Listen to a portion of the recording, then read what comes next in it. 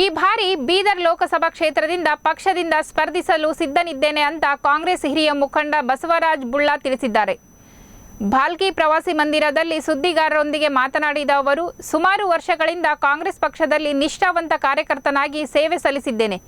ಅಲ್ಲದೆ ಪಕ್ಷದ ವಿವಿಧ ಸ್ಥಾನಗಳಲ್ಲೂ ಕೆಲಸ ನಿರ್ವಹಿಸಿದ್ದೇನೆ. ಹೀಗಾಗಿ ಈ ಬಾರಿ ಬೀದರ್ ಲೋಕಸಭಾ ಕ್ಷೇತ್ರದಿಂದ ಸ್ಪರ್ಧಿಸಲು ಅವಕಾಶ ಕಲ್ಪಿಸಿಕೊಡಿ ಅಂತ ಹೈಕಮಾಂಡ್ಗೆ ಮನವಿ ಮಾಡಿದರು. ಇದೇ ವೇಳೆ ಸಂಸದ ಭಗವಂತ ಖೂಬಾ ಅಭಿವೃದ್ಧಿ ಕೆಲಸ ಕೈಗೊಳ್ಳದೆ ಸಂಪೂರ್ಣ ವಿಫಲರಾಗಿದ್ದಾರೆ. ಇದರ ಹಿನ್ನೆಲೆಯಲ್ಲಿ ಚುನಾವಣೆಯಲ್ಲಿ ಭಗವಂತ ಖೂಬಾ ಎದುರಿಸಲು ಎಲ್ಲಾ ರೀತಿಯ ಸಮರ್ಥನಾಗಿದ್ದೇನೆ ಅಂತ ಘೋಷಿಸಿದರು. ತಮಗೆಲ್ಲ ಗೊತ್ತಿದ್ದ ಹಾಗೆ ಬರುವ ಏಪ್ರಿಲ್ ಮೇ ತಿಂಗಳಲ್ಲಿ ಮತ್ತೊಂದ್ಸಲ ಐತಿಹಾಸಿಕ ಲೋಕಸಭೆ ಚುನಾವಣೆ ಬರ್ತಾ ಇದೆ. ಏನ್ ನೆಹರೂನ್ ಕಾಲದಲ್ಲಿ BHEL, Indian oil corporation, air India, ಏನು BEL, HAL, ಇಸ್ರೋ ಏನ್ ಸ್ಥಾಪನೆ ಮಾಡಿದ್ರು ಅವೇ ಅದಾವ. ಇವು ಉಲ್ಟಾ ಖಾಸಗೀಕರಣ ಮಾಡ್ತಾ ಇದ್ದಾರೆ. ರೈಲ್ವೆ ಲೈನ್ ಮಾಡ್ತಾ ಇದ್ದಾರೆ, ಏರ್ ಇಂಡಿಯಾ ಮಾರಾಟ ಮಾಡಿದ್ರು, ಬಹಳಷ್ಟು ಖಾಸಗೀಕರಣ ಮಾಡ್ತಾ ಇದ್ದಾರೆ. ಖಾಸಗೀಕರಣದಿಂದ ತುಳಿತಕ್ಕೆ ಒಳಗಾದ ವರ್ಗದವ್ರಿಗೆ ಬಹಳ ಕಷ್ಟ ಆಗುತ್ತೆ. ಯಾಕಂದ್ರೆ ಅವರು ಖಾಸಗಿಯವರು ಮೆರಿಟ್ ಮೇಲೆ ಜಾಬ್ ತಗೋತಾರೆ, ನೋ ರಿಸರ್ವೇಶನ್. ಕಾಂಗ್ರೆಸ್ನವರು ಪೂರ್ತಿ ಲೂಟಿ ಹೊಡೆದು ಸ್ವಿಸ್ ಬ್ಯಾಂಕ್ ನಲ್ಲಿ ಹಣ ಇಟ್ಟದ ಅಂತ ಹೇಳಿದ್ರು. ನಾನು ಬಂದ್ ಕೂಡಲೇ ತರ್ತೀನಿ, ತಿಂಗಳು 2 ತಿಂಗಳು ಅಂತ ಹೇಳಿದ್ರು. ಹೋಗ್ಲಿ 2 ತಿಂಗಳು ಹೋಯ್ತು. 9 ವರ್ಷನಲ್ಲಿ ಯಾರ್ದು ಬೇಡ, ಒಬ್ಬ ಕಾಂಗ್ರೆಸ್ ಮಂದಿನ ಅಕೌಂಟ್ ತರಬೇಕಾಗಿತ್ತು. ಅಂದ್ರೆ ಸಂಪೂರ್ಣ ಸುಳ್ಳು ಹೇಳೋದು, ಶುದ್ಧ ಸುಳ್ಳು. ಒಬ್ಬಂದ ಅಕೌಂಟ್ ಈ ಒಬ್ಬ ಕಾಂಗ್ರೆಸ್ ಮಂದಿ ನೋಡ್ರಿ, ಒಂದು ಬಹಳ ಲಕ್ಷಾಂತರ ಕೋಟಿ ಅಂತ ಹೇಳಿದ್ರು. ಒಂದು 5,000 ಕೋಟಿ, 1,000 ಕೋಟಿ, 500 ಕೋಟಿ, 100 ಕೋಟಿ ಇಟ್ಟ ನೋಡ್ರಿ ಸ್ವಿಸ್ ಬ್ಯಾಂಕ್ನಾಗ ಅಂತ ಹೇಳಿ. ಸಂಪೂರ್ಣ ಸುಳ್ಳ. ಯಾರು ಇಟ್ಟಿಲ್ಲ ಕಾಂಗ್ರೆಸ್ನವರು. ಕಾಂಗ್ರೆಸ್ನವರು ದೇಶಕ್ಕೆ ಸ್ವಾತಂತ್ರ್ಯ ತಂದು ಕೊಟ್ಟವ್ರ. ಅಲ್ಲಿ ಯಾಕೆ ಒಯ್ದಿರ್ತದ ದುಡ್ಡು? ಏನೇನು ಇಕ್ಲಂಜ ಇದಿಲ್ಲ. ಹಾಗೆ ಸುಳ್ಳಿನ ಆಧಾರದ ಮೇಲೆ, ಧರ್ಮದ ಆಧಾರದ ಮೇಲೆ ಭಯದ ವಾತಾವರಣ ಇದೆ ದೇಶದಲ್ಲಿ. ದೇಶ ಸಮಗ್ರವಾಗಿ ಅಭಿವೃದ್ಧಿ ಆಗ್ಬೇಕಾದ್ರೆ ಮೊದಲು ಶಾಂತಿ ಇರಬೇಕು. ನೆಹರು ಆದ್ಮೇಲೆ ಮನಮೋಹನ್ ಸಿಂಗ್ ಅವರು ಅದೇನು ಎಕನಾಮಿಕ್ ಸ್ಟೆಬಿಲಿಟಿ ತಂದರು, ಏನು ಭದ್ರ ಬುನಾದಿ ಹಾಕಿದ್ರು, GST,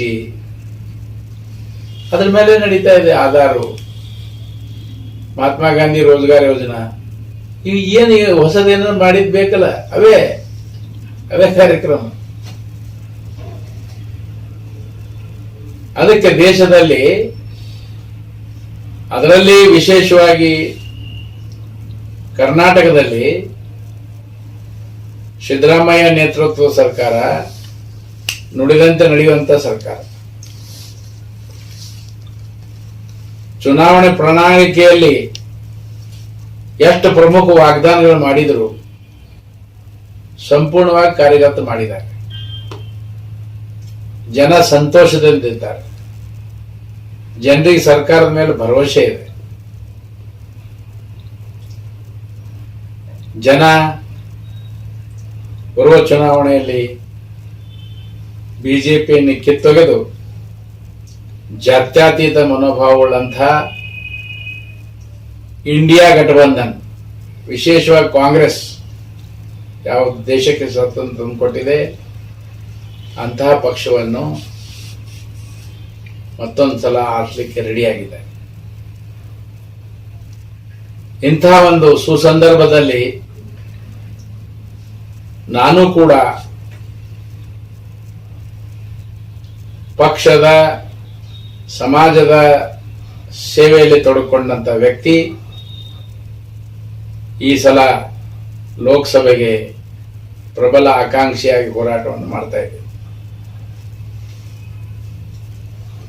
ಈಗಾಗಲೇ ನಾನು ಕ್ಷೇತ್ರದ ಪ್ರಮುಖ ನಾಯಕರುಗಳಾದ, ಜನಪ್ರತಿನಿಧಿಗಳಾದ ಸನ್ಮಾನ ಶ್ರೀ ಈಶ್ವರ್ ಖಂಡ್ರೆ ಅವರನ್ನ, BR ಪಾಟೀಲ್ ಅವರನ್ನ, ರಾಜಶೇಖರ್ ಪಾಟೀಲ್ ಅವರನ್ನ, ಭೀಮರಾವ್ ಪಾಟೀಲ್ ಅವರನ್ನ, ಚಂದ್ರಶೇಖರ್ ಪಾಟೀಲ್ ಅವರನ್ನ, ಅರವಿಂದ್ ಅರಳಿ ಅವರನ್ನ, ಬಸವರಾಜ್ ಕಾಂಗ್ರೆಸ್ ಅಧ್ಯಕ್ಷರಾದಂತಹ ಬಸವರಾಜ್ ಜಾಗಶೆಟ್ಟಿ ಅವರನ್ನ ಎಲ್ಲರಿಗೂ ಕೂಡ ನನ್ನ ಮನವಿ ಪತ್ರವನ್ನು ಕೊಟ್ಟು ಸುದೀರ್ಘವಾದಂಥ ಚರ್ಚೆ ನಡೆಸಿದೆ. ನನಗೆ ಯಾಕೆ ಟಿಕೆಟ್ ಕೊಡಬೇಕು ಅನ್ನೋದು ಕೂಡ ಅವರಿಗೆ ನಾನು ಮನವರಿಕೆ ಮಾಡಿದ್ದೇನೆ. ಇವರು ಅಲ್ಲೇನೆ ರಾಜ್ಯದ ಅನೇಕ ಪ್ರಮುಖರಿಗೆ ಭೇಟಿಯಾಗಿದ್ದೇನೆ, ಕಾಂಗ್ರೆಸ್ ಪ್ರಮುಖರಿಗೆ. ನಾನು ಸಮರ್ಥ ಅಭ್ಯರ್ಥಿ ಅಂತ ಹೇಳ್ಕೊಳ್ಳಿಕ್ಕೆ ಕೆಲವು ವಾದಗಳನ್ನು ಅವರ ಎದುರು ಮುಂದೆ ಇಟ್ಟಿದ್ದಿಲ್ಲ. ಭಗವಂತ ಖೂಬಾ ಗ್ರಾಜುಯೇಟ್ ಇದೆ, ನಾ ಪೋಸ್ಟ್ ಗ್ರಾಜುಯೇಟ್ ಇದೆ. ರಿಚ್ ಎಕ್ಸ್ಪೀರಿಯನ್ಸ್ ಇದೆ ಪಕ್ಷದಲ್ಲಿ, ಸಂಘಟನೆಯಲ್ಲಿ, ಸಮಾಜದಲ್ಲಿ. ಆಮೇಲೆ ಅವಿವಾದಿತ ವ್ಯಕ್ತಿ ಇದ್ದೀನಿ. ಯಾಕಂದ್ರೆ ನಮ್ಮ ಮನೆಯಲ್ಲಿ ಯಾರು ರಾಜಕಾರಣದಲ್ಲಿ ಇಲ್ಲ, ನಾನು ಒಬ್ಬನೇ ಇರೋದು. ಅದಕ್ಕೆ ನಾನು ಕೊಡೋದ್ರಿಂದ ಬಡವ್ರ ಮಂದಿ ಎಲ್ಲ ರಾಜಕಾರಣದಾಗ ಮತ್ತೆ ಹಾಕಿ ಕೊಟ್ಟಂತ ಪ್ರಶ್ನೆ ಬರಲ್ಲ. ಬೀದರ್ ಜಿಲ್ಲೆಯಲ್ಲಿ ಸುಮಾರು 30-40 ವರ್ಷಗಳಿಂದ ನಾನು ಲಿಂಗಾಯತ್ ಸಂಘಟನೆಯಲ್ಲಿ ಇಲ್ಲಿ ಸರ್ದಾರ್ ಬೂಟಾ ಸಿಂಗ್, ಮನಮೋಹನ್ ಸಿಂಗ್, ರಂಗನಾಥ್ ಮಿಶ್ರಾ ಎಲ್ಲರಿಗೆ ಕರ್ಕೊಂಡು ಬಂದು, ತಮ್ಮ ಬಹುಶಃ ಎಷ್ಟು ಜನರಿಗೆ ಗೊತ್ತಿಲ್ಲ, ಈ ಲಿಂಗಾಯತ್ ಸ್ವಾತಂತ್ರ್ಯ ಧರ್ಮದ ಹೋರಾಟದಲ್ಲಿ ಮುಂಚೂಣಿಯಲ್ಲಿದೆ. ನಾನು ಬೀದರ್ ಜಿಲ್ಲೆಯಲ್ಲಿ ಬಸವ ಮೂವ್ಮೆಂಟ್ ಇದೆ. ಆ ಮೂವ್ಮೆಂಟ್ ನನಗೆ ಯಾವ ರೀತಿ ಇದು ಇಲ್ಲ. ಅದಕ್ಕೆ ನಾನು ನಮ್ಮ ಪ್ರಮುಖ ಮುಖಂಡರಿಗೆ ಮನವರಿಕೆ ಮಾಡಿಕೊಡ್ತಾ ಇದ್ದೀನಿ. ನನ್ನ ಆರ್ಸ್ ಬರ್ತಕ್ಕಂಥ ವ್ಯಕ್ತಿ ನನ್ನನ್ನು ಟಿಕೆಟ್ ಕೊಡಿ, ಆರ್ಸ್ ಬರ್ತದೆ. ಇಲ್ಲಿ ಬಿಜೆಪಿ ವಾತಾವರಣ ಚೆನ್ನಾಗಿದೆ. ಯಾಕಂದ್ರೆ ಭಗವಂತ ಖೂಬಾ 10 ವರ್ಷದಲ್ಲಿ ಯಾವ ಹೇಳ್ತಕ್ಕಂಥ ಕಾರ್ಯ ಮಾಡಿಲ್ಲ, ಜಿಲ್ಲಾ ಅಭಿವೃದ್ಧಿ ಆಗಿಲ್ಲ, ಯಾವುದೋ ಆರ್ಥಿಕ ಚಟುವಟಿಕೆ ಇಲ್ಲಿ ಬಂದಿಲ್ಲ, ದೊಡ್ಡ ಇಂಡಸ್ಟ್ರಿ ತಂದಿಲ್ಲ. ಹೇಗಿದ್ದಂಗಿದೆ ಜಿಲ್ಲಾ, ಅದು ಹಂಗಾಗಂಗ